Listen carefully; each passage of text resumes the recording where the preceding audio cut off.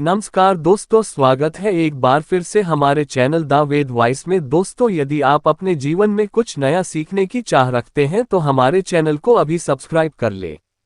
दोस्तों, हर हर महादेव, जय शिव शंभू। दोस्तों, क्या आपके पितर आपसे नाराज हैं? और क्या आपको लगता है कि आपके पितरों की वजह से आपके घर की सुख शांति में रुकावट आ रही है और आपके कार्य नहीं बन रहे हैं, या आप संतान की कमी और धन की कमी या कर्ज से परेशान है, या आपका भाग्य आपका साथ नहीं दे रहा है? तो दोस्तों, इस बार के पितृपक्ष में अगर आप तुलसी के पौधे में ये एक चीज चढ़ा देते हैं तो आपके सभी पितृ दोषों का तुरंत ही नाश हो जाएगा और आपको मिल जाएगी सभी संकटों और कष्टों से मुक्ति। और दोस्तों, इस एकमात्र उपाय को करने से आपको धनवान मालामाल होने से कोई नहीं रोक सकता और आपकी जो भी मनोकामना है वो भी पूरी हो जाएगी। दोस्तों, इस बार 29 सितंबर 2023 से पितृपक्ष बहुत ही दिव्य और दुर्लभ संयोग लेकर आया है। दोस्तों, इस पितृपक्ष में राजयोग कालसर्प दोष के साथ साथ धन लक्ष्मी योग भी बन रहा है, जिसकी वजह से इस बार के पितृपक्ष श्राद्ध का बहुत अधिक महत्व बढ़ गया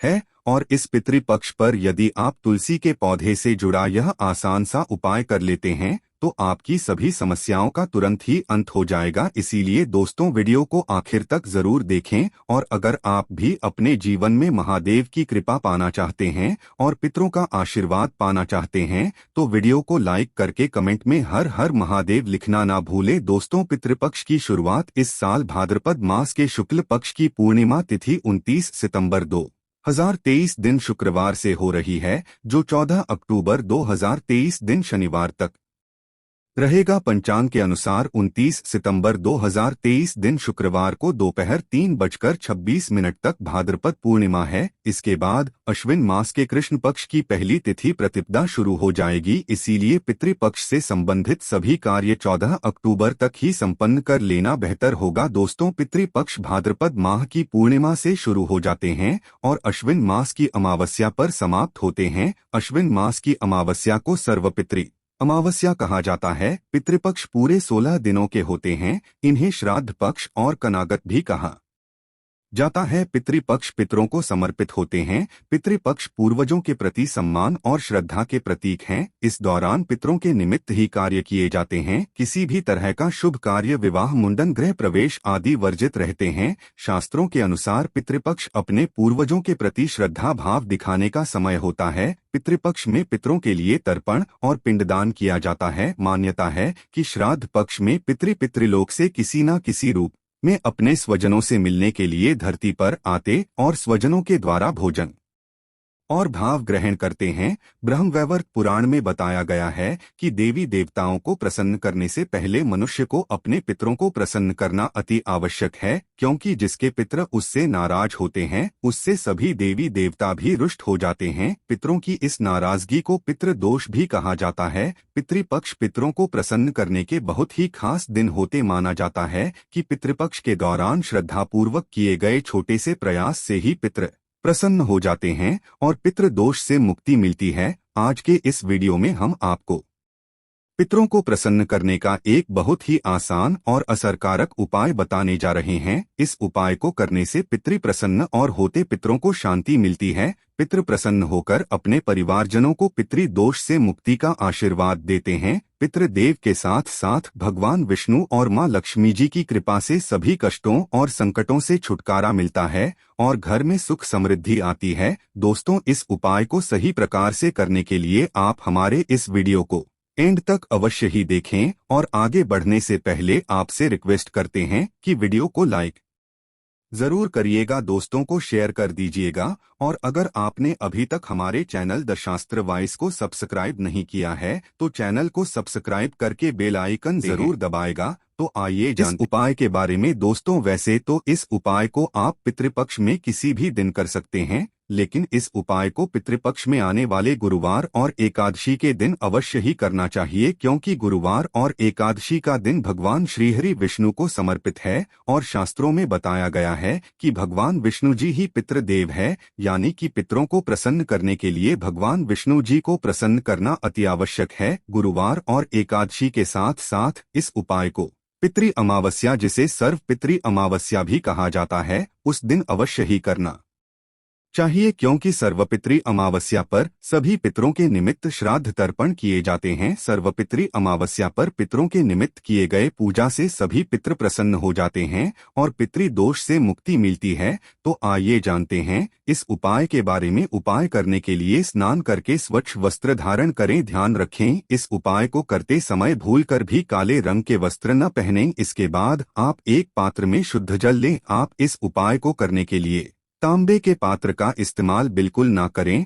अब इस जल में आप 1 चम्मच कच्चा दूध डालें, फिर इस जल में 1 चुटकी शक्कर डालें। शक्कर डालने के बाद अब आप इस पत्र में 1 चुटकी साफ पिसी हुई हल्दी मिला लें। हल्दी भगवान श्री हरि विष्णु को प्रिय है, इसीलिए भगवान विष्णु को प्रसन्न करने के लिए भगवान विष्णु की पूजा में हल्दी का अवश्य ही इस्तेमाल करना चाहिए। अब आप एक दिया तैयार करें। आप मिट्टी का, आटे का या पीतल का कैसा भी दिया ले सकते हैं, लेकिन ध्यान रखें दिया शुद्ध घी का ही होना चाहिए। अब इस दिए और जल को लेकर आप तुलसी जी के पास जाएं। दोस्तों, सनातन धर्म में तुलसी जी का विशेष महत्व बताया गया है।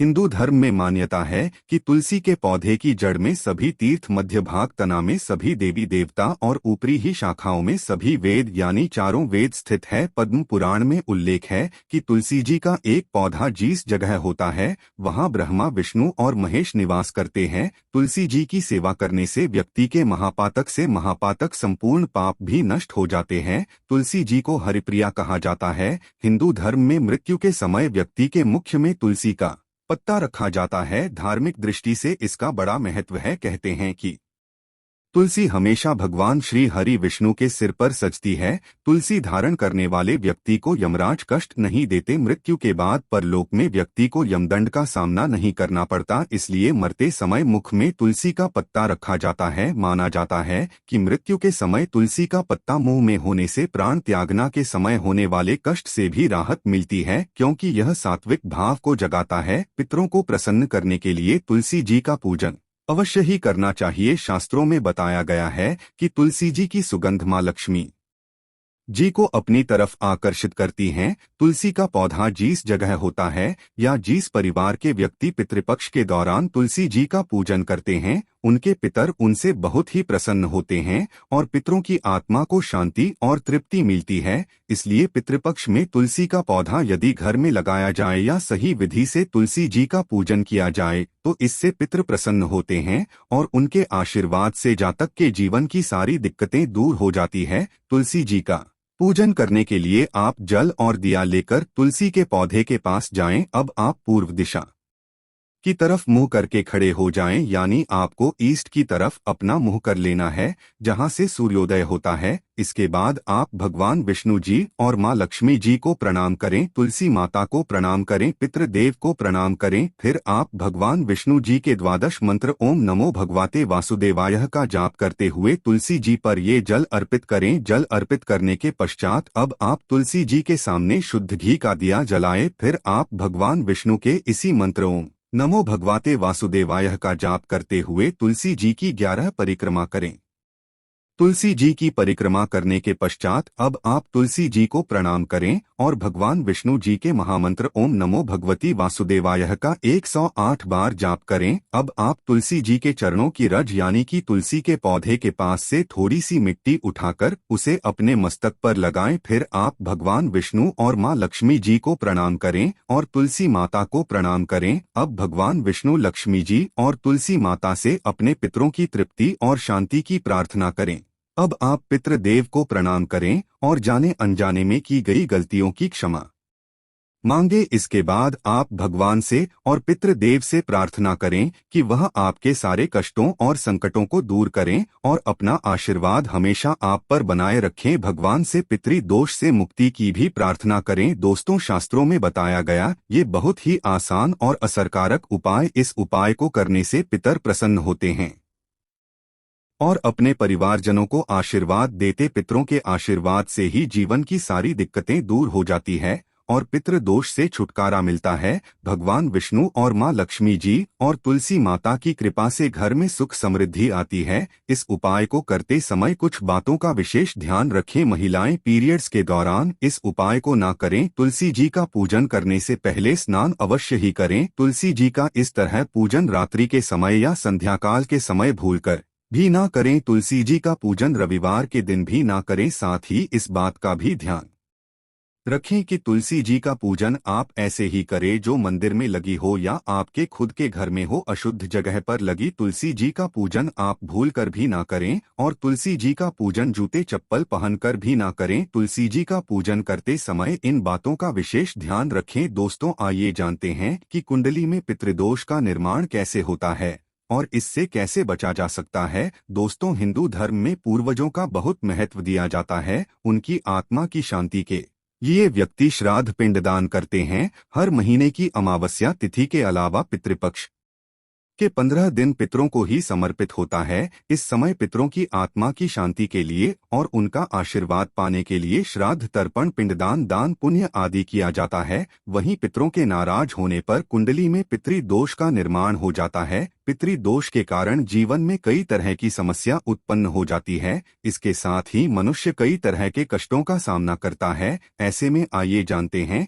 कि कुंडली में पितृदोष का निर्माण कैसे होता है और इससे कैसे बचा जा सकता है। ज्योतिष शास्त्र के अनुसार जब हमारे पूर्वजों की आत्माएं तृप्त नहीं होती, 84 लाख योनियों में भटकते रहते हैं, तो ये आत्माएं पृथ्वी लोक में रहने वाले अपने वंश के लोगों को कष्ट देती है। इसी कष्ट को ज्योतिष शास्त्र में पितृदोष कहा गया है। मान्यताओं के अनुसार मृत्यु लोक से हमारे पूर्वजों की आत्माएं अपने परिवार के सदस्यों को देखती रहती है। जो लोग अपने पूर्वजों का अनादर, उनके बताए गए रास्ता पर नहीं चलते हैं या उन्हें कष्ट पहुंचाते हैं, जिस कारण इससे दुखी दिवंगत आत्माएं उन्हें शाप देती है। इसी शाप को पितृदोष माना जाता है। ज्योतिष शास्त्र के अनुसार जब किसी व्यक्ति की कुंडली के लग्न भाव और 5वें भाव में सूर्य, मंगल और शनि विराजमान होते हैं तो पितृदोष का निर्माण हो जाता है। इसके अलावा कुंडली के अष्टम भाव में गुरु और राहु एक साथ आकर बैठते हैं तो भी पितृदोष का निर्माण होता है। जब कुंडली में राहु केंद्र में या त्रिकोण में मौजूद होता है तो पितृदोष बनता है। इसके अलावा जब सूर्य, चंद्रमा और लग्नेश का राहु से संबंध होता है तो जातक की कुंडली में पितृदोष बनता है। जब कोई व्यक्ति अपने से बड़ों का अनादर करता है या फिर उसकी हत्या कर देता है तो ऐसे व्यक्ति को पितृदोष लगता है और जीवन नरक बन जाता है। जब किसी व्यक्ति की कुंडली में पितृदोष का निर्माण होता है तो ऐसे व्यक्ति को अपने जीवन में कई तरह की बाधाओं का सामना करना पड़ता है। ऐसे व्यक्ति के विवाह में देरी होती है, विवाह टूट सकती है, तलाक की स्थिति उत्पन्न हो जाती है, वैवाहिक जीवन में हमेशा तनाव बना रहता है। ऐसी महिलाओं को गर्भधारण में समस्याएं आती हैं, बच्चे की अकाल मृत्यु हो सकती है, जीवन में कर्ज और नौकरी में परेशानियां आती रहती हैं। इसके अलावा ऐसे लोगों के घर में या परिवार में आकस्मिक निधन या दुर्घटना हो सकती है। लंबे समय से किसी बीमारी के चलते परेशान रह सकते परिवार में विकलांग या अनचाहे बच्चे का जन्म हो सकता है। ऐसे व्यक्ति को बुरी आदतों की लत भी लग सकती है। पितृदोष होने पर मिलते हैं ये संकेत। यदि किसी जातक की कुंडली में पितृदोष हो तो उसे अपनी जीवन में कई तरह के कष्ट झेलने पड़ते। पितृदोष के कारण शादी में भी बाधा आती है। ऐसे में विवाह में देरी होने लगती है, समय से शादी नहीं हो पाती है। पितृदोष के कारण वंश वृद्धि रुक जाती है। ऐसे में संतान प्राप्ति में बाधा आ जाती है। इसके साथ ही संतान के करियर से संबंधित भी समस्या उत्पन्न हो जाती है। अगर किसी जातक की कुंडली में पितृदोष होता है तो वह कई तरह की बीमारियों से ग्रसित हो जाते हैं। समय समय पर उनका सेहत बिगड़ने लगती है, धीरे धीरे वह मानसिक तनाव में आना शुरू हो जाते हैं। पितृदोष से मुक्ति के लिए करें उपाय। पितृदोष धन हानि और परिवार की तरक्की में रुकावट का कारण बनता है। कई कोशिशों के बाद भी व्यक्ति को सफलता नहीं मिल पाती है। पितरों के नाराज होने से व्यक्ति कंगाली की ओर चला जाता है। इसके साथ ही परिवार को आर्थिक तंगी का भी सामना करना पड़ता है। पितृदोष के कारण पारिवारिक कलह बनने लगते, घर में झगड़े होते हैं। यदि बार बार बिना कारण के घर में झगड़े हो रहे हो तो ये पितरों की नाराजगी का संकेत माना जा सकता है। पितृदोष होने के कारण परिवार के सदस्यों के बीच तनाव की स्थिति बन जाते हैं। इसके साथ ही कोई न कोई सदस्य हमेशा बीमार रहता है, किसी बड़ी बीमारी से ग्रस्त रहता है। पितृदोष होने से जातक के रोजगार में बाधा आती है, उन्हें मन मुताबिक नौकरी नहीं मिल पाती है। पितृदोष से मुक्ति के लिए करें ये आसान उपाय। पितृदोष से मुक्ति पाने के लिए प्रतिदिन पीपल के पेड़ में जल चढ़ाना चाहिए। जल में काले तिल को मिलाकर दक्षिण दिशा में अर्घ्य देने से भी पितृदोष से मुक्ति मिलती है। अमावस्या और पितृपक्ष में श्राद्ध, पिंडदान आदि कर्म करने से भी पितृदोष से मुक्ति पाया जा सकता है। इसके साथ ही इस उपाय को करने से न केवल पितृदोष से मुक्ति मिलती है, साथ ही इससे पितृ भी प्रसन्न होते हैं। पितृदोष को दूर करने के लिए पितृपक्ष में स्वर्ण दान करना भी सबसे लाभकारी माना जाता है। कुंडली में पितृदोष से मुक्ति के लिए व्यक्ति को अपने घर में हर अमावस्या पर श्रीमद्भागवत के गजेंद्र मोक्ष अध्याय का पाठ करना चाहिए। पितृदोष से मुक्ति के लिए जरूर करें यह काम। प्रत्येक चतुर्दशी, अमावस्या और पूर्णिमा के एक दिन पहले पीपल पर दूध चढ़ाना चाहिए। ऐसा करने से न केवल पितृदोष से छुटकारा मिल जाएगा बल्कि काल सर्प दोष से भी मुक्ति मिलेगी। यदि कुंडली में पितृदोष बन रहा हो तो जोत को अपने घर की दक्षिण दिशा की दीवार पर अपने स्वर्गीय परिजन का फोटो लगाकर उस पर हार चढ़ाना है और रोज उनकी पूजा करके उनसे आशीर्वाद प्राप्त करना चाहिए। इससे नाराज पितर प्रसन्न हो जाते हैं। पितृदोष के उपाय के लिए व्यक्ति को काले कुत्ते को उड़द के आटे से बने रोटी हर शनिवार को खिलाने से शनि, राहु, केतु तीनों ग्रहों का नकारात्मक प्रभाव कम होता है और साथ ही मनुष्य पितृदोष से मुक्ति पा लेता है। पितृदोष को कम करने या मुक्ति पाने के लिए सर्वपितृ अमावस्या पर पितरों को खुश करने के लिए उनके चित्र पर पुष्प अर्पित करना चाहिए। तो दोस्तों, आशा करते हैं पितृपक्ष से जुड़ी ये सभी जानकारी आपको पसंद आई होगी। अगर आपको वीडियो अच्छा लगा हो तो वीडियो को लाइक जरूर करें और चैनल को सब्सक्राइब करना ना भूलें। हर हर महादेव।